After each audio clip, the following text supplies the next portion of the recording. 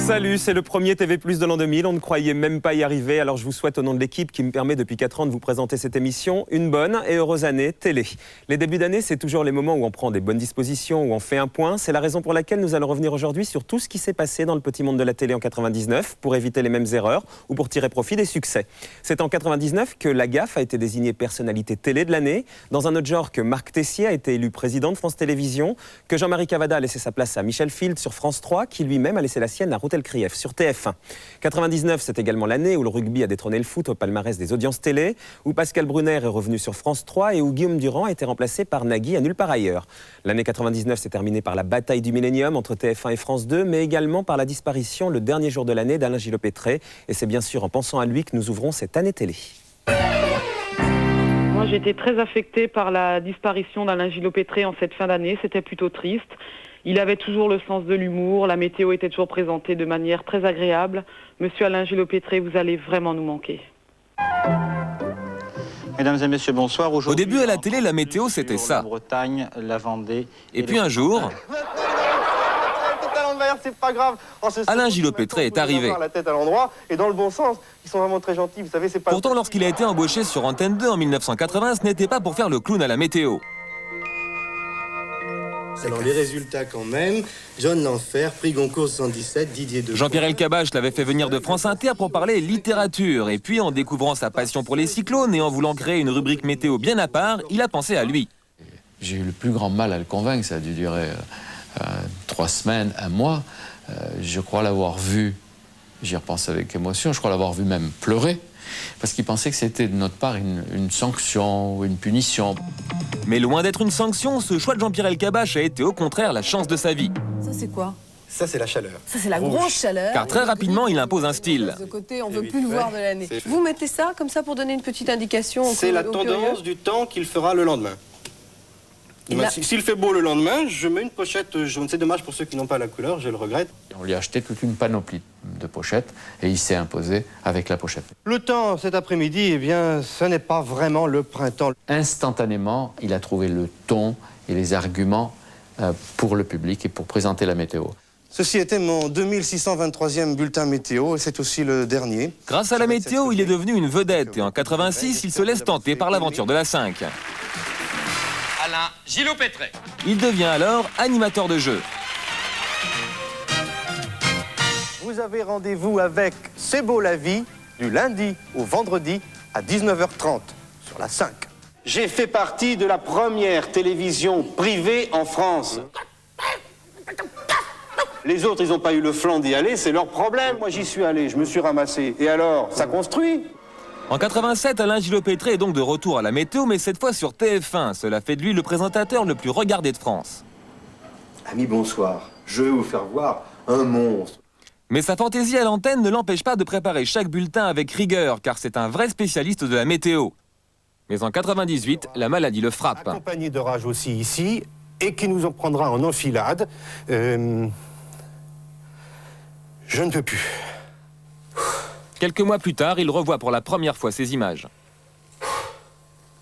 Coupez! Coupez! Non, je peux plus.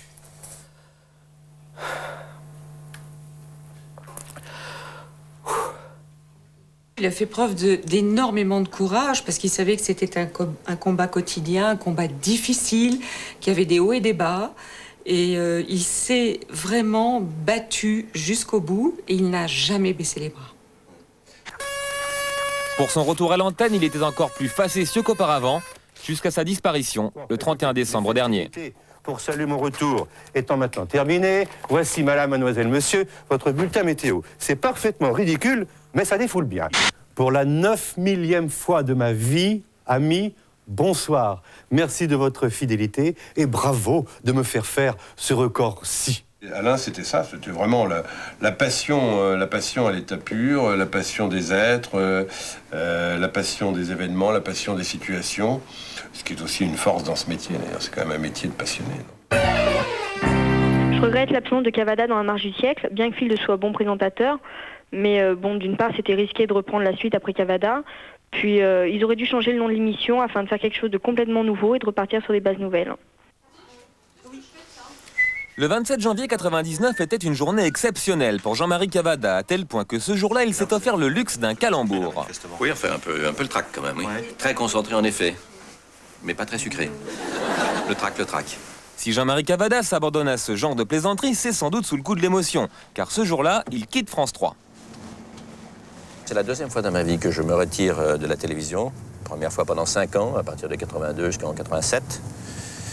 Bien m'en a pris, puisqu'au fond, après, j'ai créé La Marche.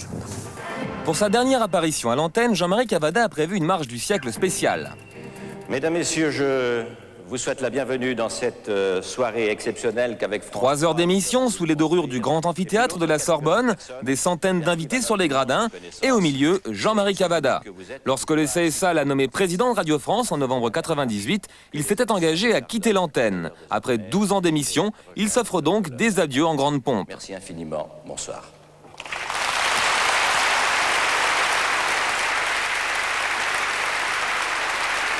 Ce soir, vous êtes fiers?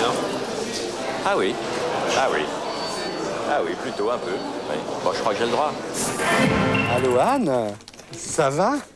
Ça me touche beaucoup. Anne, c'est Anne Sinclair qui passe un coup de fil à Michel Field pour le féliciter de prendre la suite de Jean-Marie Cavada. Car si en janvier, Jean-Marie Cavada s'arrête, à la rentrée, la marche du siècle reprend. Michel Field a gardé le titre, mais il compte bien manifester sa différence avec des couleurs audacieuses. Moi, j'avais envie de faire un plateau gay. C'est-à-dire, je me suis dit, il n'y a pas de raison, peut-être que c'est une émission sérieuse, de donner comme ça un décor austère et tout. Donc, il y a un petit côté même variété, parce que les codes couleurs, d'habitude, c'est réservé aux variétés. Mais très rapidement, les couleurs pimpantes vont céder la place à un bleu ciel beaucoup plus sobre. Le problème, c'est qu'en dérangeant les habitudes de l'émission, Michel Field a perdu de l'audience par rapport à son prédécesseur. Cela dépend aussi du choix des thèmes. Le dernier numéro de cette semaine sur les nouveaux comportements sexuels a très bien marché. Ça, c'est pour le premier Michel Field, celui qui un mercredi soir sur 2 met une veste et une cravate. Car sur France 3, il y a aussi un deuxième Michel Field, celui qui tous les jeudis soirs, à 23 h, s'habille comme un délinquant et descend dans la rue. Vers la fin de l'émission, madame, mademoiselle, monsieur, bonsoir, merci d'être avec nous. Nous sommes au cœur de l'île, vous le savez, c'est une émission toute nouvelle. Cette émission s'appelle Prise Directe. Chaque jeudi soir, Michel Field s'installe dans une ville de province et invite les habitants à venir s'exprimer à la télé. Non mais parce que ça fait des années que je veux en parler et que je peux pas. Merci, je me calme. Je la prends et je suis contente et je ne lâche pas le micro. Les professionnels de la parole vont accueillir ça avec beaucoup de mépris. Moi, je m'en fous. Faire parler les gens, c'est une des missions du service public et là, on la remplit à 100%. À l'origine, l'ancienne direction de France Télévisions voulait la diffuser tous les soirs. Puis est arrivée une nouvelle direction qui a été plus prudente en la programmant une fois par semaine. Tant pis pour ceux qui ont des choses à dire. Un grand bonjour à nos enfants, à nos 5 enfants, plus ma petite filleule Laura. Et un grand courage à Océane qui a cassé son doigt aujourd'hui. En quittant TF1, Michel Field a libéré la case qu'occupait son émission publique. Désormais, le dimanche entre 19 h et 20 h sur la Une, on retrouve Routel Krief. Bonsoir, je suis très heureuse de vous recevoir sur ce plateau de 19 h dimanche, le nouveau magazine de TF1. Contrairement à Public ou encore avant à 7 sur 7, la journaliste venue d'LCI ne veut pas centrer son émission seulement sur l'interview de l'invité. Elle y ajoute aussi beaucoup de reportages sur l'ensemble de l'actualité. Depuis le début. Il y a quand même un invité dans la deuxième partie de l'émission qui doit affronter le ton incisif de Routel Krief. À quoi servez-vous? À regarder passer les trains ou à prendre le volant? À être le conducteur? Mais Routel Krief a un peu de mal avec l'audience, d'autant que la concurrence est rude, car pour passer à la télé le dimanche soir, les hommes politiques ont désormais une autre solution. La nouvelle version de Vivement Dimanche Prochain, qui fait plus d'audience que Routel Krief et où les questions sont d'un tout autre calibre. Vous avez été, on a lu ça dans le dossier de presse, en 3e dans la classe de Chantal Goya. Elle était votre professeur de quoi? Du coup, une partie de la presse a accusé les hommes politiques de venir chez Michel Drucker pour échapper aux vraies questions. Je veux juste dire quelque chose à nos camarades journalistes. Les vraies questions, on n'a aucune raison, nous, de s'en priver. Simplement, on n'a pas le même cahier de charge que certains journalistes sérieux. C'est-à-dire qu'on n'est pas obligé de les poser avec un visage compassé et un cul serré. Politiquement correct. Début 99, Gérard Miller avait écrit les dialogues de Politiquement correct. L'émission diffusée le week-end sur France 2 avant 20 h n'avait tenu que quelques semaines malgré sa verve satirique. J'ai déjà reçu un coup de fil du maire de Belgrade. Il veut porter plainte pour tapage nocturne.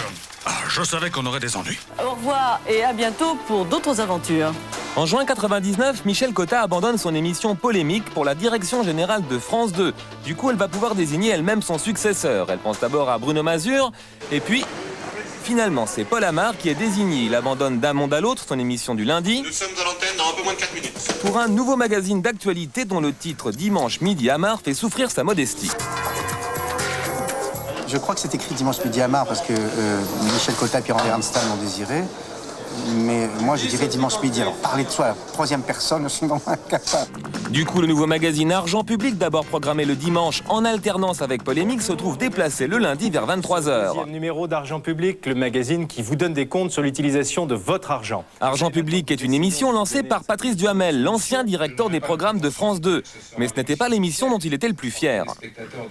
Quelle émission, à votre avis, que vous avez créée, va rester? Je pense que j'aimerais que reste Place de la République, que je trouve une émission extrêmement importante pour le service public.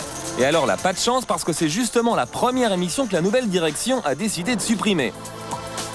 Et pour aider ces gosses qui souffrent... Le magazine ne manquait pas de bons sentiments, ce qui lui faisait défaut, c'était plutôt l'audience. Du coup, à la place, France 2 a programmé Alors Heureux. Bonsoir, bonsoir. Je suis très heureux de vous retrouver depuis... Pour le coup, l'audience est meilleure, mais forcément, on parle un peu moins des gosses qui souffrent.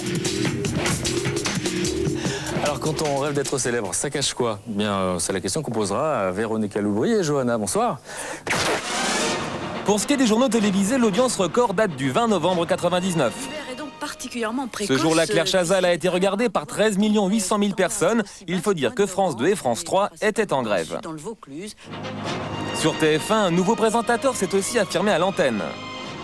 Avec cette vague de froid Jacques Legros, un ancien d'LCI qui présente aussi Plein les yeux, assure désormais de nombreux remplacements à 13h comme à 20h. Le journal est un exercice qui est passionnant. J'en avais pas fait depuis 3 ou 4 ans, 3 ans, un bon 3 ans. Et le direct, c'est génial. Et tandis que Jacques Legros est bien content d'arriver au journal sur TF1, sur France 3, Laurent Bignolas, lui, est bien content d'en partir. Il quitte le 19-20 pour Faut pas rêver. Ce soir, Faut pas rêver. Faut pas rêver, c'est quand même de l'info, c'est encore du journalisme. Bon, c'est pas le même, forcément, c'est pas le même rythme, ça n'a rien à voir en fait, et ça me fait plaisir de changer. En 99, Canal+ a réalisé un magazine d'investigation baptisé 90 minutes. Pour cette première édition, on a choisi de s'attaquer au vrai pouvoir, enfin d'aller chatouiller le vrai pouvoir. Et contrairement à ce qu'on imagine souvent, eh bien le vrai pouvoir, ça n'est pas le pouvoir politique, ni le pouvoir des juges, ni celui de la police. Le vrai pouvoir, c'est l'argent. Ce magazine, dont le premier numéro a été diffusé cette semaine en crypté, devrait à terme devenir un rendez-vous régulier en clair. Pascal Bonnefond, à Mako, pour iTélévision. Tout de suite. En novembre 99, Canal+ a aussi lancé une chaîne d'information continue iTélévision. Oui, ici sur le port. Forcément, au début, c'était un peu difficile, mais lors de la récente tempête, cette chaîne diffusée sur le câble et sur Canal Satellite a réalisé plus de 50 directs en France depuis 15 régions. Pour ce faire, la chaîne dispose d'une trentaine de camionnettes émettrices réparties dans tout le pays et qui peuvent prendre l'antenne en direct à tout instant. Je voulais dire à quel point je suis content que Lagaffe ait été élu personnalité télé de l'année. C'est vraiment le meilleur. Il aime ce qu'il fait, il aime les téléspectateurs, ça se sent. C'est un animateur sincère, donc vive Lagaffe et vive le Big Deal. Pour la première fois en 99 a été décerné un 7 d'or de la personnalité télé de l'année. Ça aurait pu être PPDA qui présente depuis des années le JT le plus regardé de France, ou Véronique Jeuneste qui enchaîne depuis 10 ans des records d'audience avec Julie Lescaut, ou encore Jean-Luc Delarue, jeune chef d'entreprise multimillionnaire. On avait même pensé à Julien Courbet. Et finalement, le public a voté pour quelqu'un d'autre. Vincent Lagaffe. En 99, Vincent Lagaffe a certes arrêté son émission Drôle de jeu qu'il animait depuis 3 ans à 20h50. Mais c'était pour mieux triompher dans le Big Deal. Bip, bip. Le Big Deal est à l'antenne depuis 1 an et demi, avec en moyenne 38% de part de marché sur les ménagères de moins de 50 ans.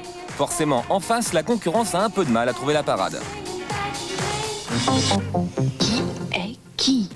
Marie-Ange Nardi et le Qui est qui font de leur mieux tous les soirs entre 19h20 et 19h50 sur France 2. Mais quand ils sont 2,5 millions à se demander si Nadia pratique vraiment la boxe chinoise, pendant ce temps sur TF1...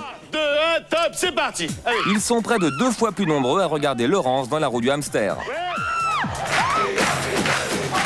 Face à Lagaffe, France 2 a aussi essayé le jeu instructif. Bonsoir à vous. Mais l'émission présentée par Pascal Gigot, venu d'Énergie, a été supprimée au bout de quelques mois.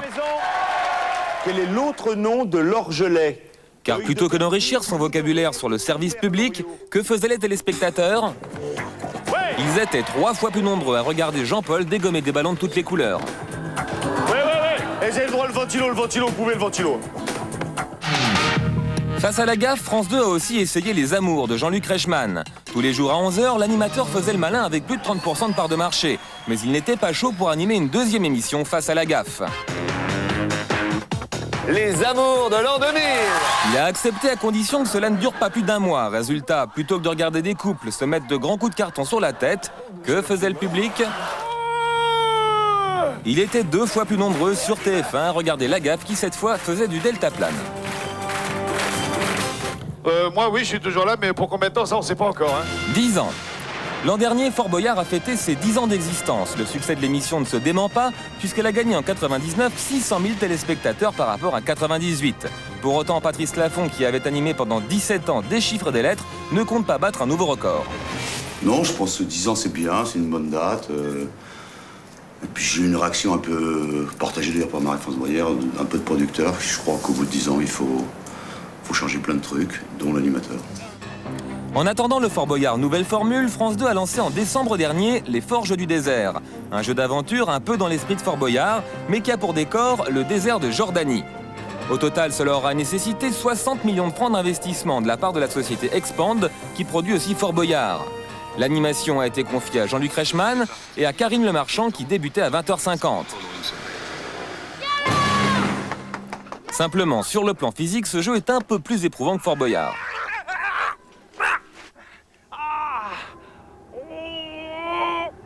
Putain! Oh, les côtes!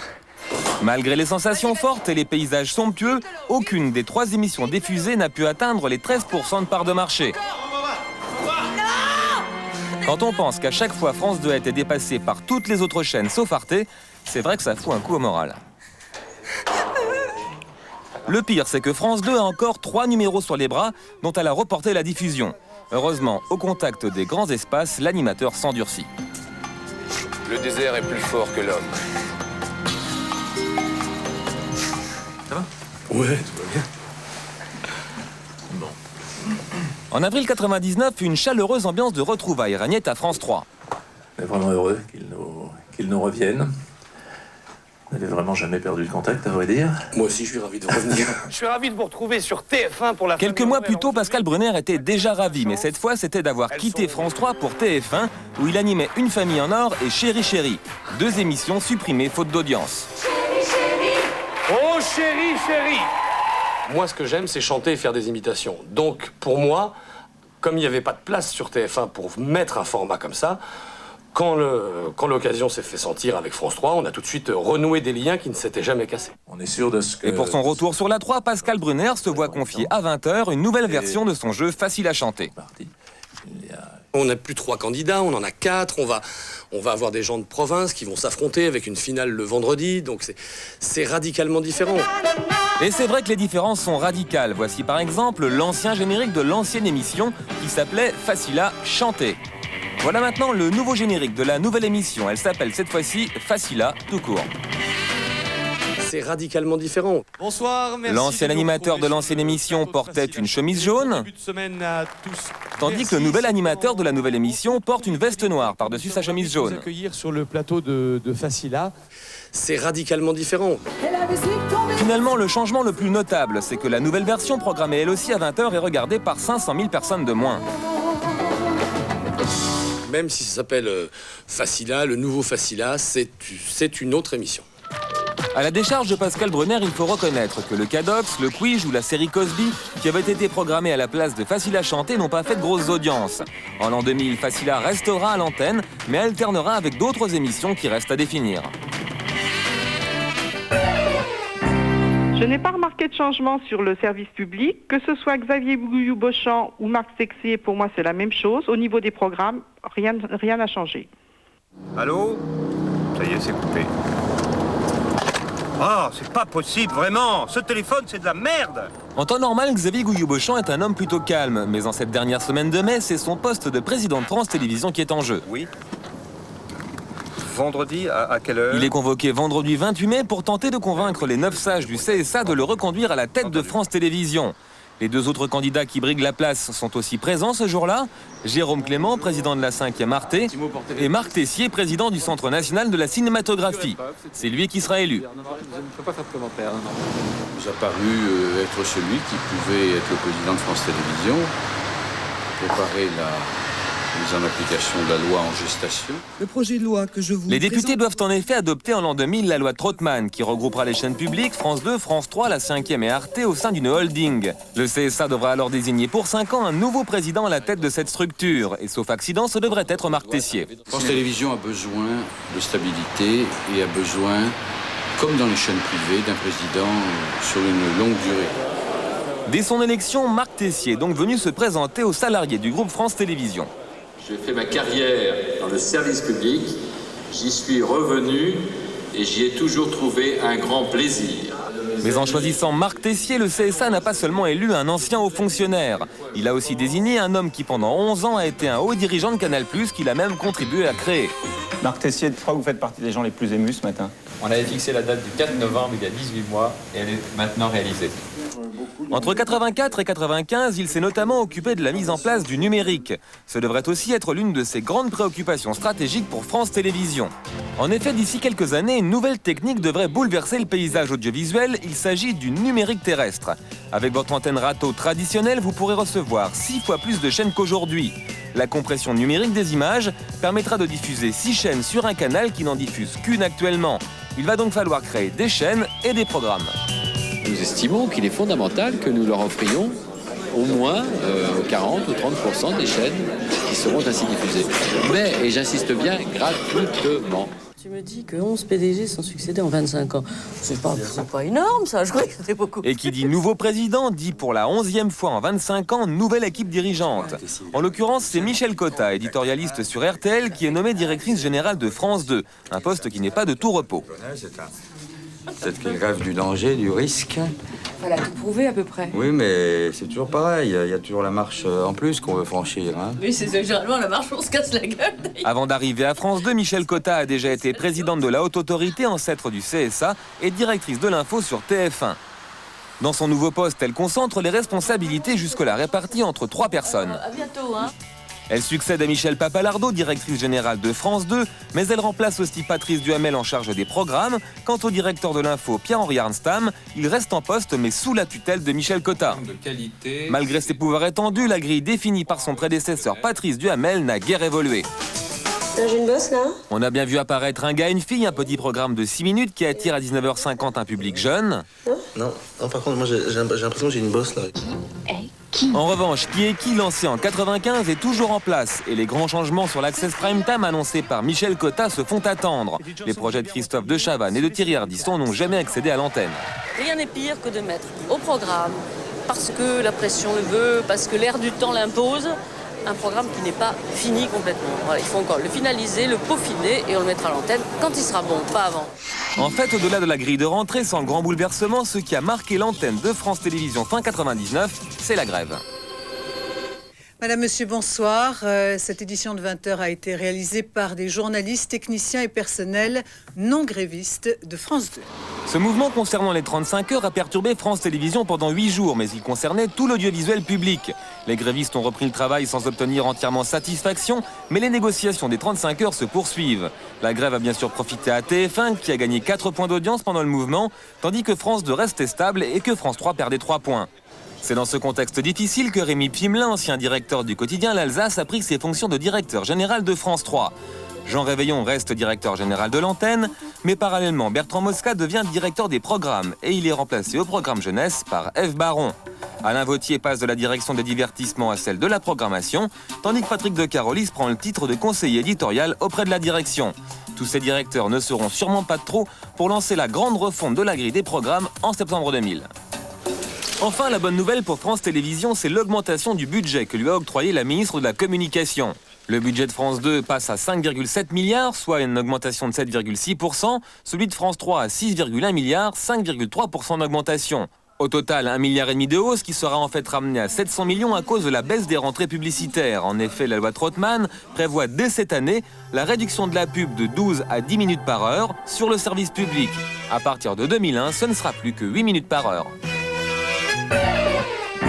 Notre-Dame de Paris, depuis plus d'1 an sur toutes les chaînes, la 1, la 2, la 6, on n'en peut plus entre les artistes, leur vie, les chansons, on connaît par cœur, on connaît tout, à tel point que moi, là, franchement, je sature. Bonsoir, chers amis. Si vous avez un tout petit peu regardé la télé l'an dernier, il y a forcément une chanson que vous n'avez pas pu rater. Qui mieux que la troupe Notre-Dame de Paris méritait qu'on lui déroule un tapis rouge exceptionnel. Cette année tube est consacrée au plus grand succès francophone de cette dernière année. Il s'agit de Notre-Dame de Paris. Merci de l'applaudir. Voici un extrait de Notre-Dame de Paris dans ce taratata. Notre-Dame de Paris et la chanson s'appelle Belle. J'ai posé mes yeux sous sa robe de gitane. À quoi me sert encore de prier Notre-Dame? Et celui qui lui jettera la première pierre, celui-là ne mérite pas d'être sur terre. Oh Lucifer, laisse-moi rien qu'une fois glisser mes doigts dans les cheveux d'Esmeralda.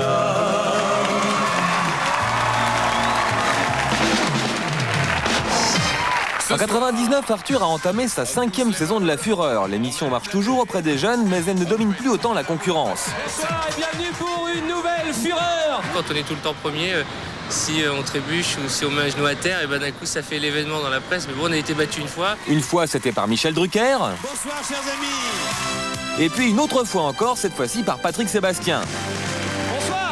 Son émission Le plus grand cabaret du monde, avec ses numéros visuels venus du monde entier, atteint régulièrement les 30% de part de marché. J'aimerais entendre vos applaudissements un tout petit peu plus fort. Mais malgré ces 2 petites défaillances de La Fureur, les autres rendez-vous d'Arthur, comme les enfants de la télé ou les petites canailles, marchent très bien. Sur TF1, en revanche, Jean-Pierre Foucault a un peu de mal. Merci d'être de plus en plus nombreux pour la 5e rentrée des années tubes ce soir avec, comme vous Il pouvez s'efforce constater, pourtant de rénover son émission avec un nouveau décor. Certes, il est très joli ce nouveau décor, mais ça ne fait pas une grosse différence par rapport à la saison précédente. Spécialement pour vous, ça n'est pas tout. Un grand orchestre. Bon d'accord, il y a aussi un nouvel orchestre, mais ça ne fait pas une nouvelle émission. On pourrait imaginer d'autres changements. Je sais bien qu'un jour, il faudra bien que quelqu'un prenne ma place. Ça tombe bien. Si vous avez moins de 30 ans, si vous voulez devenir animateur ou animatrice de télévision, ça n'est pas compliqué, vous m'envoyez une lettre de motivation. Cette opération de recrutement à l'antenne n'a pour l'instant pas porté ses fruits. Forcément, c'est dur de trouver le nouvel animateur qui d'emblée va conquérir le public. Éric Jean-Jean, qui a animé 50 ans de tube pendant l'été avec Jean-Pierre Foucault, en a fait l'expérience. L'audience était très décevante. Dans 4 jours précisément, travailler sur 50 ans de tube avec Jean-Pierre Foucault, c'était un peu monter dans la Formule 1 de Schumacher, alors que moi je suis un champion de kart, quoi. Et du coup, avec les techniciens de Schumacher, les réglages de Schumacher, et on me dit vas-y, attention mon pote, il faut que tu gagnes le Grand Prix. C'était vachement difficile pour moi. Ça n'a pas été simple non plus pour les 3 jeunes animateurs qui, début 99, présentaient leur premier 20h50 sur TF1. Bonsoir à tous, bonsoir à tous. Dans Attention les enfants regardent, Laurent Mariotte, Stéphane Bouillot et Olivier Mine encourageaient des familles à relever des défis. Vous avez eu 7 jours pour vous entraîner, Marie-Noël. Ce soir-là, sur TF1, Marie-Noël faisait donc de son mieux avec ses cloches. Mais au même moment, sur France 2...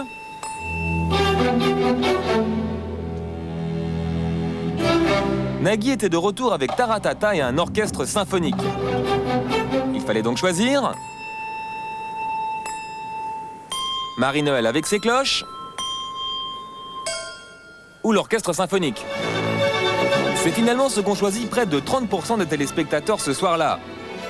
Après ce retour réussi en avril, le 2e numéro de Taratata en novembre, en revanche, n'a pas dépassé les 20% de part d'audience. Avec une joie, un plaisir et une émotion folle que je vous retrouve ce soir pour ce Taratata.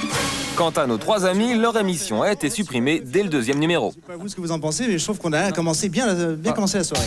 Une autre soirée qui avait bien commencé, c'était celle que l'on pouvait passer chez Estelle le samedi soir sur France 2. L'animatrice était alors produite par Stéphane Gâteau et Jérôme Revon. Et puis au printemps, elle a fait une rencontre. Pourquoi Estelle? Parce que c'est elle. Voilà, voici Estelle Hallyday, les gars. À l'occasion de la fête des mères, elle a co-présenté une soirée spéciale aux côtés de Christophe de Chavannes, qui était aussi le producteur de l'émission. Mesdames, messieurs, Estelle Hallyday. L'affaire ne s'arrête pas là, puisqu'à la rentrée 99, Estelle Hallyday abandonne les producteurs qui l'ont lancée pour venir travailler avec Christophe de Chavannes. Voilà, tac. Rien ne t'empêche de commencer. De toute façon, la Louma, elle ne peut que nous faire chier, là. France 2, qui voulait continuer à travailler avec Estelle, a donc acheté 6 numéros de 20h50 aux nouveaux producteurs qui se défendent d'avoir profité du travail des autres. J'ai fait mon métier, j'ai rien fait de mal, j'ai rien fait de vil, j'ai pas agi par... ça suffit, c'est des conneries, ça. Et quand on veut vraiment garder quelqu'un, on fait ce qu'il faut pour. On lui dit déjà. La nouvelle émission d'Estelle s'appelle 2000 Merci. 2000 parce que l'an 2000, et merci parce que merci. Merci d'être avec nous, oui, merci. Le problème, c'est que pour sa première saison, Estelle Hallyday rassemblait sur France 2 20% du public le samedi soir. Or, le dernier numéro de 2000 Merci n'a rassemblé que 13% de part de marché. J'ai été un peu déçue par Balzac. J'ai eu l'impression que TF1 avait joué la facilité en reprenant une histoire qui se passe plus ou moins à la même époque que Monte Cristo, le même acteur principal, la même réalisatrice. En définitive, je suis restée sur ma faim parce que j'ai eu une impression de déjà-vu. Chaque année, Gérard Depardieu réapparaît sur TF1 avec une nouvelle coupe de cheveux. En 98, c'était mi-long avec l'arrêt à droite pour Le Comte de Monte Cristo. En 99, toujours long mais plutôt ébouriffé pour Balzac. Et en l'an 2000, ce sera beaucoup plus court avec une frange pour Jean Valjean dans Les Misérables. Près de 13 millions de téléspectateurs avaient suivi Gérard Depardieu dans le dernier épisode des Aventures du Comte de Monte Cristo. Mais le même Gérard Depardieu dans Balzac n'a rassemblé pour le deuxième épisode de la série que 6 150 000 téléspectateurs. Je pense qu'ils ont trop fait reposer le produit sur Depardieu. Et que Depardieu, c'est vrai, le public l'aime, mais que derrière le grand succès de Monte Cristo, il y avait l'histoire à rebondissement et que c'était pas assez grand public, en fait, Balzac, probablement. Malgré l'audience décevante de Balzac, Gérard Depardieu sera de retour cette année sur TF1 dans une adaptation des Misérables avec Christian Clavier dans le rôle de Thénardier. Comme pour Balzac et Monte Cristo, c'est José Dayan qui réalise. Coupez, stop! Les enfants, s'il vous plaît. Tout à l'heure, vous avez fait un bruit infernal. Vous n'étiez pas à l'image. Maintenant, on est à l'image. Je vous laisse réagir et pas regarder la caméra. Ok? Forcément, quand on dirige un tournage à 160 millions, il ne faut pas seulement du sens artistique, mais aussi un peu de poigne. Oh, arrête de leur parler comme si c'était... Tandis que TF1 a choisi Depardieu, ex-Obélix, et Clavier, ex-Astérix pour séduire le public, France 2, de son côté, a misé sur Falbala. On va faire le plan serré sur Camille. Laetitia Casta, qui avait un petit rôle dans le film Astérix, devient actrice principale de La Bicyclette Bleue, un grand feuilleton de 3 fois 90 minutes qui sera diffusé en l'an 2000. L'occasion pour elle de découvrir un autre métier que celui de mannequin. Mais comment tu vas me faire sortir? C'est-à-dire que je suis pas obligée de défiler en pleurant ou en disant j'ai mal à mon cœur. Vous voyez ce que je veux dire? C'est complètement différent, ça n'a rien à voir. Et je dis pas que l'un est meilleur que l'autre, c'est différent. Oh les vaches! Quand le samedi soir, sur France 3, Louis la Brocante se trouve bloqué par un troupeau de vaches, on imaginerait volontiers qu'il préférerait passer la soirée chez un top modèle. Wow. Curieusement, pour les téléspectateurs, c'est exactement le contraire. Estelle Hallyday a beau onduler son corps sur France 2, ils sont 2 fois plus nombreux à regarder France 3. La meilleure illustration de ce succès des fictions du terroir le samedi sur France 3 reste Docteur Sylvestre, une série produite par Laurence Bachmann, qui en décembre 99 a été nommée directrice de la fiction sur France 2 à la place de Nicolas Traube. Mais en 99, c'est encore Julie Lescaut qui a réalisé les meilleures audiences. Malgré les rediffusions, le public ne se lasse pas de ce personnage créé il y a 10 ans. En 94, Julie Lescaut se gare tranquillement en bas de chez elle quand soudain, près de 10 millions de téléspectateurs stupéfaits assistent à son agression. Allez! Sa voiture finira hors d'usage, mais ça valait le coup car TF1 bat ce soir-là toutes les autres chaînes. Du coup, en 96, Julie se regarde au même endroit, se refait casser sa voiture et TF1 refait les meilleures audiences. Finalement, en 99, quand elle se re-regarde au même endroit, tout le monde sait ce qui va se passer. Et pourtant, ils sont encore ce soir-là 8,5 millions devant la télé pour vérifier que c'est bien Delbar qui a fait le coup. Eh oui, c'est lui. Delbar. Merci, mon chevalier. Mimi Mati, elle aussi, a fait son entrée dans le club très fermé des personnages récurrents à succès. Si je vous dis que je suis un ange gardien, vous me croirez pas, mon capitaine? Avec Joséphine Ange Gardien, elle séduit régulièrement près de 8 millions de téléspectateurs sur la une. TF1 est complètement conscient que j'ai envie de faire d'autres choses. Je vais remonter sur scène aussi. Je vais pas m'enfermer dans la série Joséphine, mais si j'en tourne 3-4 par an, ça me va très bien, quoi. Ça me permet de faire d'autres choses. C'est le but de ce métier. Action! Bravo! Même démarche pour Roger Hanin. Après 10 ans passés à jouer Navarro sur TF1, il est parti cette fois jouer aux boules sur France 3. Il incarnera César dans la trilogie Pagnol diffusée en l'an 2000. Pas de quoi défaillir cependant pour les fans de Navarro, car malgré la grève des intermittents qui a ralenti le tournage des derniers épisodes, comme celui de nombreuses autres fictions, Navarro sera de retour en l'an 2000 pour sa 11e saison. C'est une bonne nouvelle, ça. Bonne nouvelle aussi pour Jamel, sélectionné pour le 7 d'or du meilleur acteur pour son rôle dans H. Qu'est-ce que c'est que ce café de merde? Excusez-moi, Tigre, mais c'est la machine à café. C'est la machine qui quoi? C'est la machine à café qui quoi, Alain? T'as gagné, c'est bon, t'as gagné le pompon, tu dégages. Allez, tu passes à la comptabilité, file. En fait, tout ça, c'est de l'humour. D'abord, Alain Degreffe fait du très bon café et en plus, il n'a pas été viré de Canal+. Il est toujours directeur des programmes. C'est donc lui qui a maintenu Blague à part pour une deuxième série de 20 épisodes diffusée cette année. Qu'est-ce que vous faites? On prend de nouvelles résolutions. Ah, c'est sympa, je serais bien restée avec vous, mais je dois laver ma jupe. Tu peux faire ça plus tard, écoute. Ah bah non, c'est pas possible, le vendeur, il m'a bien dit de la laver à 30. Oh, je vais pas... C'est aussi lui qui n'a pas eu envie d'une deuxième saison d'Eva Mag. Quoi? C'est quoi qui vous gêne? La sitcom interprétée par Chantal Lobby, ancienne vedette de Canal+, n'a pas été reconduite. À la place, Alain Degreffe a acheté une sitcom à la nouvelle vedette de Canal+. Nagui ne joue pas dans Mes Pires Potes, mais il en est le producteur. La sitcom est diffusée à partir de ce mois-ci sur Canal+. Enfin, dans le domaine de la fiction, M6 a innové. Vous découvrez ici, avant diffusion, les héros de la première série à personnages récurrents produite par la chaîne. Quand je suis arrivé il y a 3 ans à M6, on m'a donné beaucoup de liberté pour faire des séries. On m'a dit surtout, ce qu'il ne faut pas, c'est faire une série policière. Et parce qu'on n'arrivera pas à trouver de série policière originale, on n'arrivera pas à se démarquer des autres chaînes. On a déjà tout essayé en policier, donc il faut chercher ailleurs. Résultat, la nouvelle série d'M6 s'intitule Police District et elle raconte la vie d'un commissariat. La série s'inscrit dans la veine des policiers réalistes façon New York Police Blues, lancée il y a quelques années aux États-Unis. Cette année, la grande révélation, c'était Valérie Benaïm. Mais ce que je trouve un petit peu dommage, malgré le fait qu'elle présente des grandes émissions à 20h30 avec Thomas Hugues ou avec Guillaume Durand, c'est qu'elle est toujours un petit peu le second rôle, qu'elle soit co-animatrice. Et ça, je trouve qu'elle mérite un petit peu mieux quand même.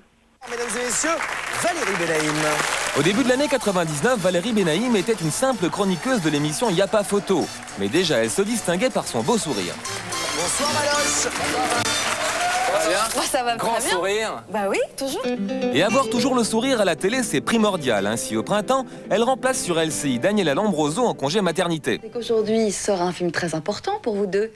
Hein? Très important. Pendant l'été, nouvelle promotion, Y a pas photo fait relâche. Et qui assure l'intérim avec l'émission Photo de vacances? Valérie Benaïm, bien sûr. On va parler pétanque, on va parler de la flambe, du soleil. Et comme de l'émission la a parfois plage, dépassé les 50% de part d'audience, forcément, ça aide pour le sourire. Ils font une balade merveilleuse. Ah oui, c'est fantastique. Résultat, à la rentrée, Valérie Benaïm abandonne Y a pas photo, diffusée à 23h, pour s'installer en prime time dans 2 nouvelles émissions. Ne regardez pas cette émission, vous n'avez pas le droit. Elle co-anime Défense d'entrée aux côtés de Thomas Hugues, une émission qui se propose de montrer les coulisses de lieux interdits au public. Un succès de plus pour elle, puisque le seul numéro diffusé jusque-là atteint 42% de part d'audience. On est heureux de passer ce moment ensemble, apparemment. Et puis toujours à 20h50, toujours sur TF1, toujours avec succès et toujours avec le sourire, on la retrouve aux côtés de Guillaume Durand. Guillaume Durand. Ma chère Valérie, je m'approche de vous. Comment ça va? Merci pour elle.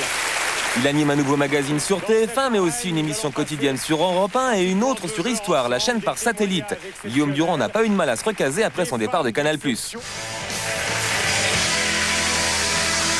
pouvez pas savoir à quel point j'ai été heureux de présenter cette émission pendant 2 ans. Ces 2 ans de bonheur ont tout de même été un peu gâchés par les guignols qui lui ont manifesté leur affection jusqu'au bout.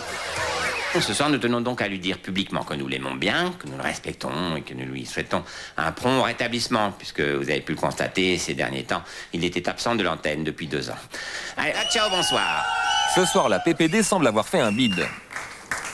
C'est pas normal, c'est plus possible. On n'est plus dans un système comme ça où on peut faire des émissions avec des types qui sont planqués derrière des marionnettes et qui tirent sur tout le monde.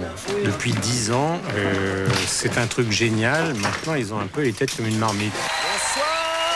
À la rentrée 99, c'est Nagui qui va prendre la succession de Guillaume Durand. Par ailleurs, deuxième partie, c'est sur Canal+. Ah, je le crois pas. Nagui a beau paraître tout étonné, son arrivée sur la chaîne a été négociée des mois à l'avance. L'objectif était d'attirer des téléspectateurs plus jeunes. Encore plus fort. Merci, mademoiselle. Quand je me suis rendu compte que sur Nulle part ailleurs, on avait perdu le sourire, l'enthousiasme, je me suis dit que c'était lui qui était bien évidemment le seul capable de le rapporter. Résultat, Nagui est regardé par un public plus jeune que Guillaume Durand, mais son style a été assez vivement critiqué par une partie de la presse. Est-ce qu'un animateur de jeu, qui est donc forcément un pauvre con, peut lire un livre, le comprendre et poser des questions même de profane, peu importe. Mais je veux dire, je ne pense pas que tout lecteur allant en librairie et lisant un livre a forcément une licence ou un doctorat de lettres. Je ne crois pas. Si Nagui est bien arrivé sur Canal+, ce n'a pas été le cas de tout le monde. Je ne sais pas pourquoi Canal+ a tellement insisté pour filmer ma retraite, alors qu'ils avaient déjà Gildas sous la main. À la rentrée, Guy Bedos devait présenter avec Florence Belkacem un magazine d'interview le samedi à 19h30. À l'issue du pilote jamais diffusé, voilà ce qu'il en pensait. Cette émission était absolument navrante, de longueur, etc. Ça tombe bien, le directeur des programmes était exactement de son avis. C'est vrai que l'ensemble était difficilement regardable, insupportable et pas du tout intéressant. Florence Belkacem est écartée, mais Guy Bedos espère bien relancer l'émission avec Annie Lemoine. Et cette fois, Alain Degreff est emballé. L'idée, c'est qu'ils aillent voir ailleurs si quelqu'un a envie de programmer cette émission, parce qu'elle est bonne. Il serait dommage de s'en priver. Est-ce que vous avez d'autres projets avec Guy Bedos pour cette saison sur Canal+? Non, pas à court terme. Je suis heureuse de vous retrouver à cette heure apéritif, pleine de promesses. Le nouvel horaire d'Union Libre a en effet tenu toutes ses promesses. Le magazine européen de Christine Bravo a plus que doublé son audience depuis qu'il est programmé à la rentrée à 19h sur France 2. Chers amis, chers ennemis, bonsoir, bienvenue. Du coup, Thierry Ardisson, qui alternait un samedi soir sur 2 à 23h avec Christine Bravo, est désormais programmé 3 fois par mois. Linda Hardy remplace Laurent Ruquier aux côtés d'Ardisson et l'émission marche plutôt bien. Ce qu'on a décidé de faire, c'est d'avoir des comiques en plateau, des gens qui nous feraient en plateau. Et puis d'avoir Linda qui apportera une touche supplémentaire à l'émission.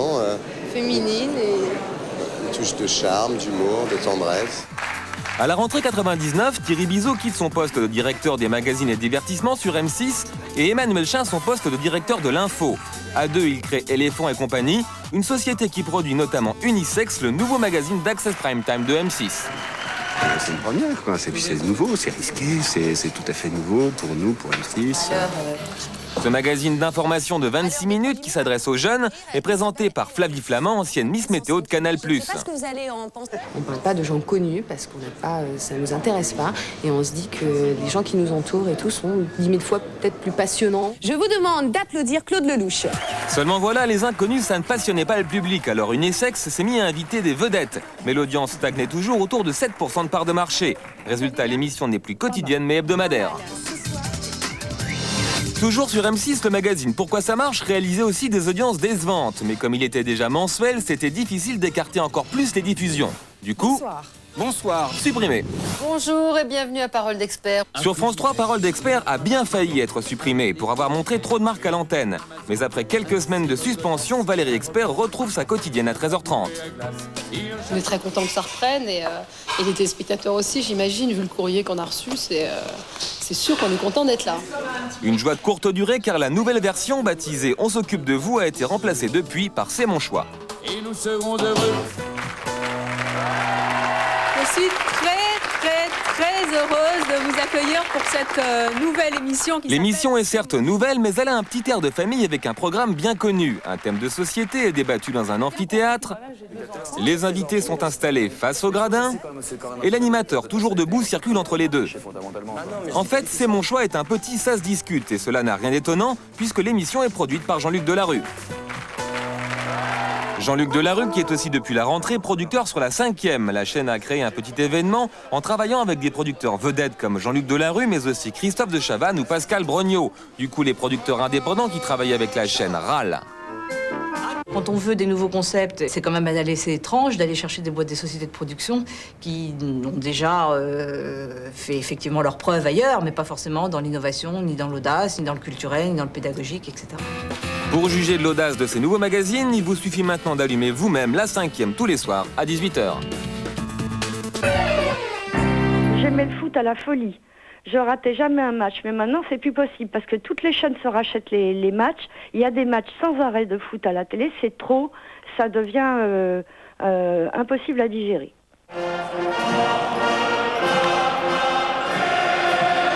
Après le foot en 98, la meilleure audience de 99 a été réalisée par la finale de la Coupe du Monde de rugby France-Australie.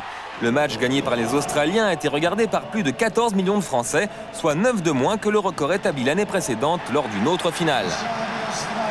Un an après leur victoire, les champions du monde de football ont continué d'être très présents à la télé. On va remercier tous les joueurs qui sont venus. Zidane avec son genou qui n'est pas encore très costaud, Fabien Barthès. Un an après la victoire, le tapis rouge consacré à l'équipe de France a atteint les 34% de part d'audience. On croyait pourtant avoir tout dit et tout entendu sur l'équipe de France, mais chaque nouvelle émission s'efforce d'aller un peu plus loin. De réussir à vous faire vraiment parler de votre vie, vous l'avez rarement fait quand même. Oui, c'est bien la première fois. C'est la première fois, donc c'est vrai que c'est difficile, je préfère être sur un terrain. Du coup, on rediffuse des images que l'on connaît par cœur en tentant d'en découvrir le sens caché. Je vais vous l'expliquer. Ce qui se passe, c'est qu'il y a entre Blanc et Barthès la relation père-fils. Vous êtes le seul quand même Français à avoir dormi avec la vraie Coupe du Monde. Ah oui. Ou encore, on a invité Aimé Jacquet pour qu'il parle de ses nuits torrides. Qui remplace le... Vous êtes le seul à avoir dormi avec elle. Tout à fait. Sexuellement, c'est... Très bien. Bon, très bien. Au bout du compte, quand la femme d'un joueur a la diarrhée, elle est sûre de trouver une télé que ça intéressera. Elle a eu une gastrite. Je n'ai pas eu besoin de faire attention à mon régime parce qu'à la fin des vacances, j'ai une gastrite. C'était terrible, les plats étaient trop épicés. Mais l'intérêt du public pour le foot dépasse largement l'équipe de France. Du coup, en 99, la Ligue nationale de football estime que les chaînes ne payent pas assez cher la diffusion des matchs de championnat. L'objectif clair du football, c'est d'augmenter ses revenus. Je crois qu'il ne faut pas se voiler la face. Il est indispensable que le football français se rapproche des grands clubs européens au niveau des revenus télévisés. Le problème, c'est que Canal+ a déjà acheté les droits du championnat jusqu'en 2001. Le championnat de France de première division Qu'à cela ne tienne, la Ligue décide de mettre aux enchères les droits pour les années à venir, 2001 à 2004. Et les enchères vont monter très haut. TPS paye 560 millions le droit de diffuser un match par semaine, tandis que pour conserver le meilleur du championnat, Canal+ débourse 5,4 milliards, ce qui nous met la saison de foot à 1,8 milliard contre 750 millions jusqu'alors. Pour la chaîne cryptée, c'est une nécessité car on estime que 40% des abonnements sont motivés par le foot. Paris Saint-Germain, c'est fini, ils sont champions de France. On a toujours jour de foot pour ce qui concerne le championnat de France et puis toute l'offre foot que vous connaissez, à savoir 150 matchs en direct et que du haut de gamme pour les abonnés de Canal. Tu m'entends, Régie? Et puisque l'abonné aime le foot, il va en avoir. En plus du championnat, Canal+ diffuse depuis la rentrée 99 certains matchs de Ligue des Champions. Pour commenter ces rencontres européennes, la chaîne s'est même payé les services de Michel Platini et Aimé Jacquet. Je t'appellerai pas Mémé pendant l'émission, hein. Je dirais Monsieur Aimé. Un petit peu, non? Non. Et lorsqu'Aimé Jacquet commente les matchs pour Canal+, Et voilà, premier but. Ouais, ça y est. à quelques mètres de là, dans la tribune, il y a son confrère de TF1.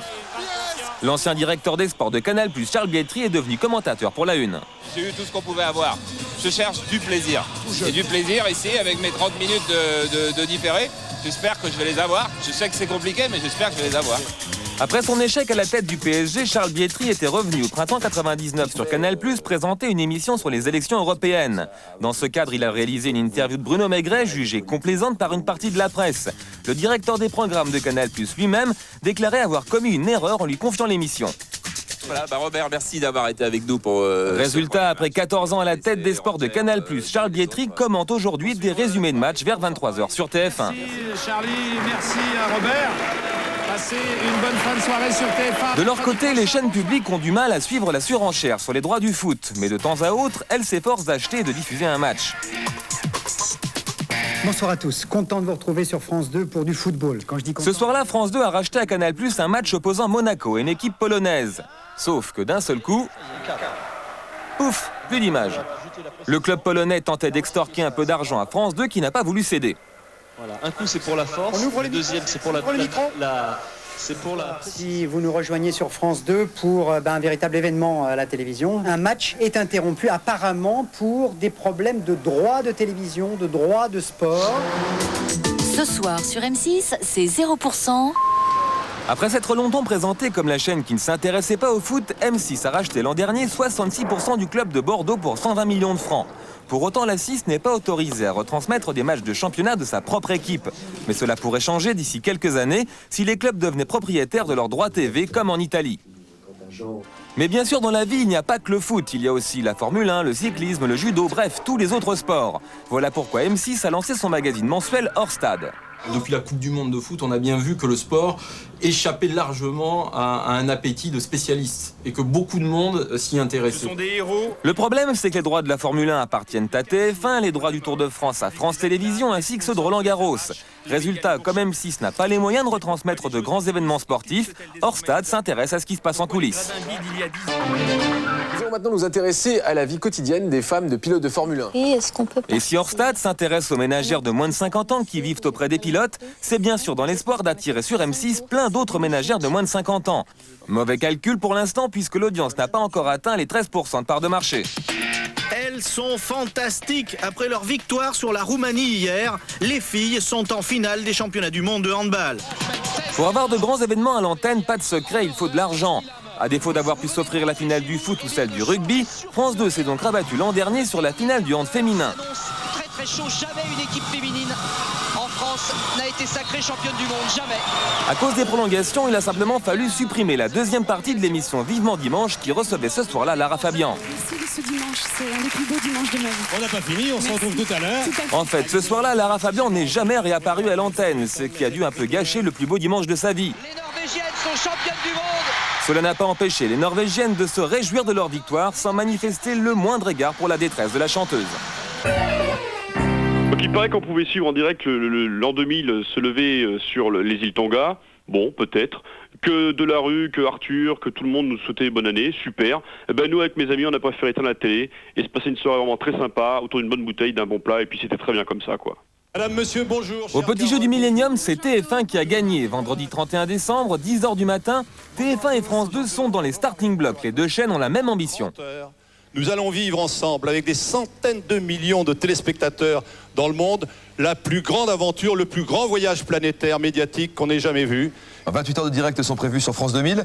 L'idée de départ était donc la même, le résultat pas vraiment. TF1 préparait son opération Millennium depuis 3 ans. L'ensemble de la chaîne était mobilisé. Un studio était installé au Trocadéro face à la Tour Eiffel avec toutes les personnalités de la chaîne. La Tour Eiffel, on a l'impression que ça baisse un petit peu. Les journalistes de la rédaction étaient déployés aux 4 coins du globe pour intervenir en direct. De l'équipe de France de voile qui est donc... Enfin, TF1 s'était associé à un consortium regroupant les principales télépubliques du monde, dont la BBC, pour recevoir les images du monde entier. Vous avez d'importantes nouvelles à nous donner, je pense. Tout simplement. Sur France 2, Jean-Luc Delarue et Claude Sérillon, eux non plus, ne sont pas très loin de la Tour Eiffel. Sauf que la leur est un simple décor, en studio au siège de France Télévisions.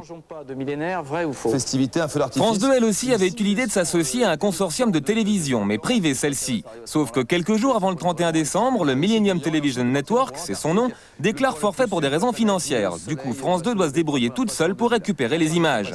Dans quelques instants. Premier endroit du globe à basculer dans l'an 2000, les îles Tonga, 20 000 km de Paris dans le Pacifique Sud. La France 2 ne dépend que d'elle-même. Olivier Chiabodo a convaincu la chaîne d'y amener son bateau Noé équipé d'une régie pour émettre en direct. Mais définitivement, on est les seuls ici. Olivier Chiabodo est le seul à avoir une antenne satellite sur place. Du coup, un représentant du consortium auquel est associé TF1 va essayer de négocier le droit d'utiliser sa parabole. It's impossible for me because my contract with France 2, it's completely exclusive. So I can't give to France 1. I can give to BBC to... Yeah, but you see, the BBC is going to give it to France 1. Yeah. I don't know what it can do. We cannot exclude France 1. So there is no solution now. France 2 gardera son exclusivité satellite. Nous sommes en l'an 2000. 11h du matin, heure de Paris. Gérard Rolls à terre, Antoine Cormery sur le bateau passe l'an 2000. 5, 4, 3, 2... TF1 s'est débrouillé pour diffuser quelques images d'une île voisine, sans mentionner s'il s'agissait d'un direct. Quant à Gérard Rolls, il n'a pas fini de fêter l'an 2000. Je suis un peu décalé. Et puis on s'est promis de refaire un réveillon après le Dakar. Ça va faire très bizarre, mais je pense que le 1er février, je vais faire un réveillon à Paris. Mais un direct des îles Tonga ne fait pas tout un programme. Sur France 2, Claude Sérillon et Jean-Luc Delarue vont donc animer l'antenne jusqu'au soir en alternant direct et débat. Voilà, Valérie Benaïm. TF1 a demandé aux vedettes de la chaîne de se succéder dans son studio spécial. Cadeau de fin d'année, le retour de Christophe de Chavannes entre 17 et 20 h. Un de Chavannes brillant, selon les propres termes d'Étienne Moujotte, après ses 3 heures de direct. Pendant que Christophe va trouver une issue pour rentrer, pas l'issue de sortie, il l'avait trouvée. Non, et je voudrais dire une dernière fois, puisque nous avons choisi de placer... Dans la même tranche horaire, sur France 2, il y avait entre autres l'Abbé Pierre. Faites les feux d'artifice. Quel est votre sentiment face à tout ça? Je comprends. Je ne porte pas de jugement. Le public a préféré Christophe de Chavannes. 37,2% de part de marché contre 16,6% pour France 2. D'ailleurs, sauf en prime time, c'est TF1 qui remporte la bataille de l'audience. Sur l'ensemble de la journée consacrée au millénaire, la Une a réalisé 39,5% de part de marché, son meilleur score pour un 31 décembre. Dans 2 heures, pile à 1 minute près, nous serons en l'an 2000. En soirée, Michel Drucker sur France 2 a battu Arthur sur TF1, 35,6 contre 34. Mais les jeunes ont nettement préféré TF1. Enfin, à minuit, plus de la moitié des téléspectateurs présents devant leur télé regardaient le duo Claire Chazal-PPDA sur TF1. Un duo homme-femme pour passer l'an 2000 à parité, alors que sur France 2, c'était surtout des hommes qui tenaient l'antenne depuis le matin.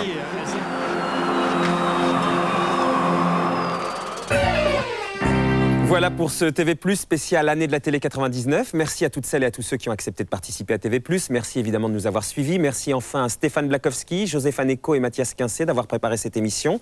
Rendez-vous la semaine prochaine, tout d'abord à 12h40 avec mon camarade Laurent Ruquier. C'est le retour d'un an de plus. Puis à 19h pour TV+. Bonne année, à samedi.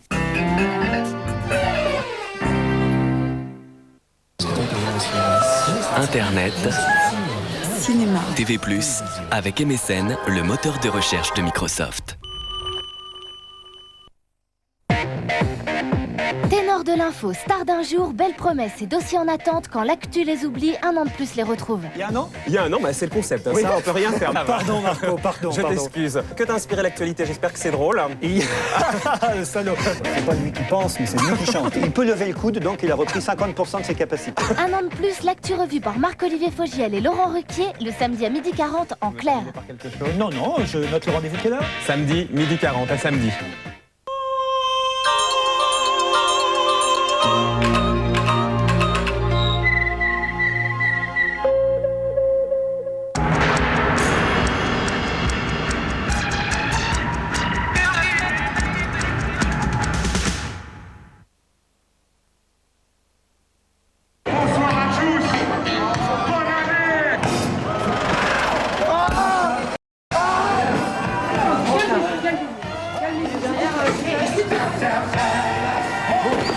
Au général, comment allez-vous?